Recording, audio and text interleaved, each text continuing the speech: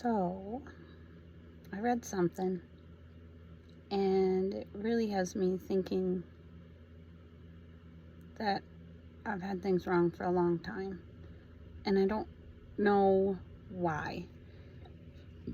Part of it, I think, is growing up and looking at being told that we need to beg God not to fry us, and that whole purgatory thing and things like that.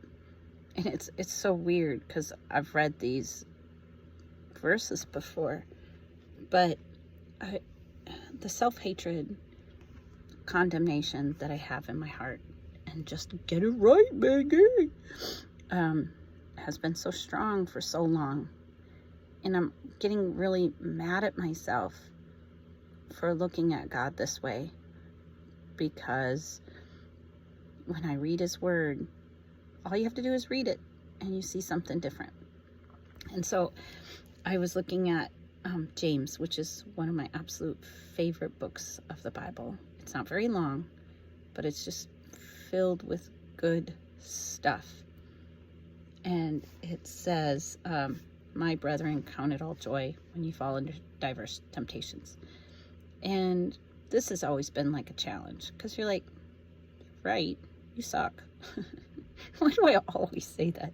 But that's a really tough one to be like, yay, I'm going through really bad difficulties, yay. But that's actually not what it says. I wrote it down, and I wrote down what joy actually means, because I thought, well, maybe it doesn't mean what I think it means. Okay, so it's an emotion of great delight or happiness caused by something exceptionally good or satisfying. So it's brought out by these things.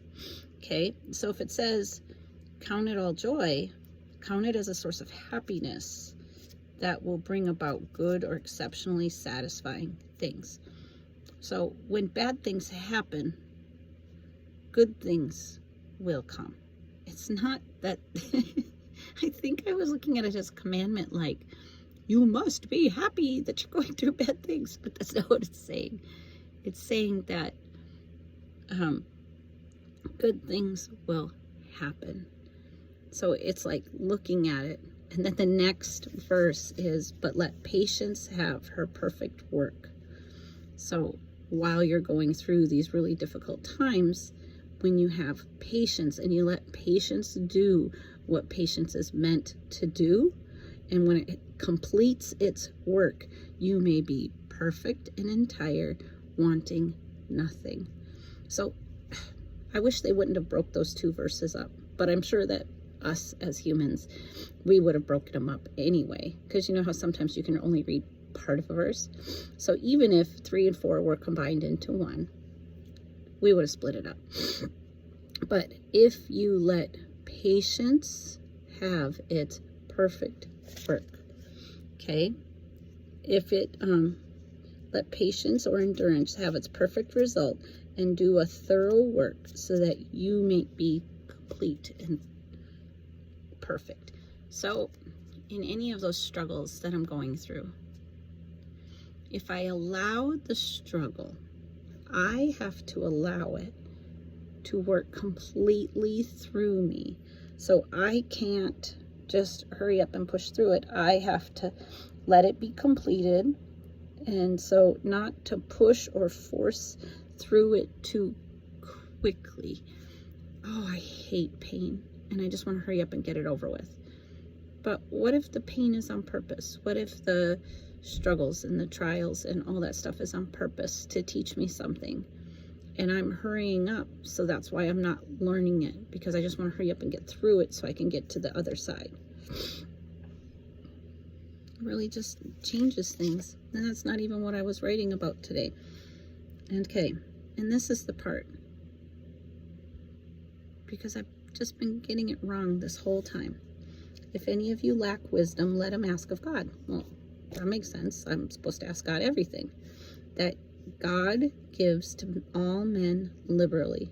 And I knew that, right? He gives everything to us and upbraideth not. And I looked at that word, and the only thing I could think of was putting your hair in a braid that's up. But that's not what it means. So I looked it up. And it's so amazing. It's absolutely amazing. This is where you see the coolness of God. Okay. God gives freely, generously to everyone without rebuke or blame. He upbraideth means to reproach, renounce, rebuke, yell, take out severely, find fault. If God's not yelling at me and getting so mad at me and wanting to beat the living tar out of me, but he can't because he's a good God, but he wants to, then why am I? Because braid, all the way back when it first started, meant to draw a sword. God's not trying to cut me down. God's not trying to destroy me. God's not trying to dismantle me. He loves me. He gives to all men liberally, upbraideth not. Ask and you shall be given it. And he's not a pushover. He's not a doormat that can be walked all over.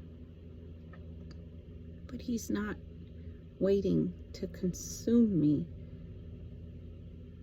Why do people put him in that position where he's just angry and mean? Because they want rules to be followed and they want justice. And so they want people to follow the rules. And so what do? They make it a series of, if you don't do this, then you will be punished. Well, I don't think they're giving God enough credit that he can take care of himself and he can take care of his creation. He doesn't need our help. He doesn't need the threats. If he's not threatening us, then why are other people putting threats out for him? Well, it's probably control. It's just so sad.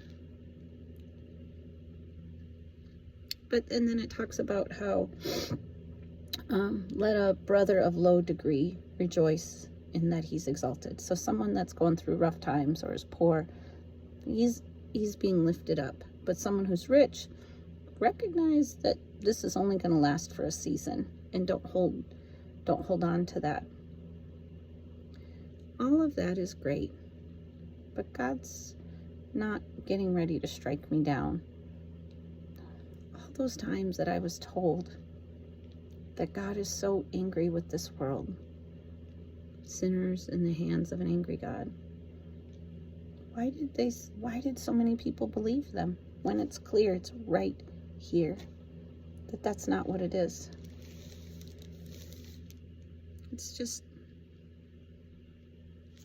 for blessed is the man that endureth temptation, for when he's tried, he shall receive the crown of life, which the Lord hath promised to them that love him. So I need to look at things just a little bit differently. If I'm not going to beat up my kids and I'm just waiting for a good reason to, why would God, the creator of me, want to do that either? It's just so... Maybe people who didn't grow up the way we did won't see this as such a big thing. But for me, it really shows something different.